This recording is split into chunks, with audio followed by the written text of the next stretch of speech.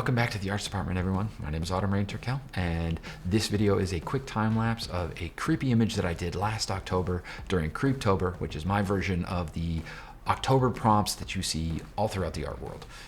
That being said, I'm still doing them again this year. Come on by to the stream. You can see that here or down in the About section.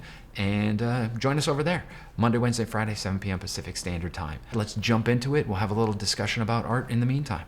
All right. So while I'm doing this creepy image of a wraith, I just wanted to talk to you a little bit about some things regarding art and maybe about not thinking as much when you're doing art.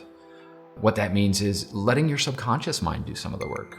So recently I had done some reading on how athletes don't think when they're in the midst of playing a game. And that's through preparation, right? So there's a subconscious element to everything that they're doing. So recent studies shown that thinking too much about an activity is actually going to hamper your brain's ability to execute it and achieve what you're going for. It's a self-defeat type of thing. So you think so much that you hamper your ability to tap into everything that you know about art in this case, or I was talking about athletes, but athletes, the sport that they're in. So at a certain point, letting go of those expectations and letting go of everything that you know and the critical mind is going to be crucial to executing art at a high level. So in order to do that, to let go and let your subconscious mind do the art, you have to have daily practice and exercises. It's a must.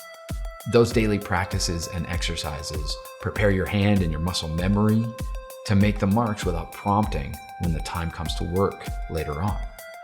The practice daily with mindfulness, doing sketches, doing studies, doing gesture drawings, studying form, studying light, studying shade, studying all of the fundamental concepts of art daily as maybe just a warm-up of an hour and a half or an hour or however much time you have, really. We do that daily so that when we need to execute at a higher level, our mind can wander while we work. Our mind can do other things while it's processing, and then you tap into what you already know without thinking about it.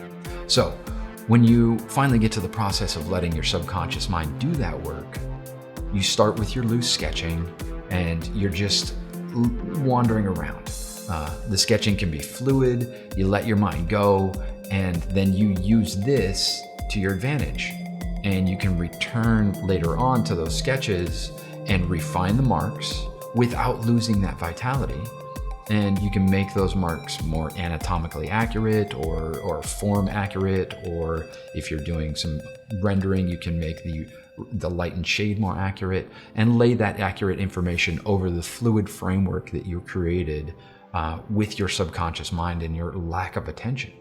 So the next time that you're working on a project, try the process of studying first. Use that morning warm-up to study some of the things that are going to be put into that artwork.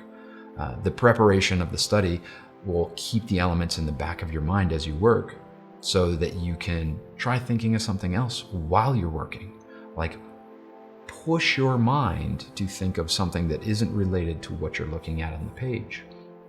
Then the study will bubble to the surface from your subconscious mind, possibly improving the shapes and the ideas.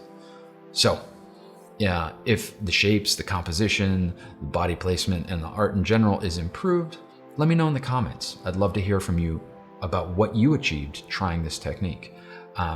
Also, if you need to get some study in, try this next video on the list. It'll help you out immensely.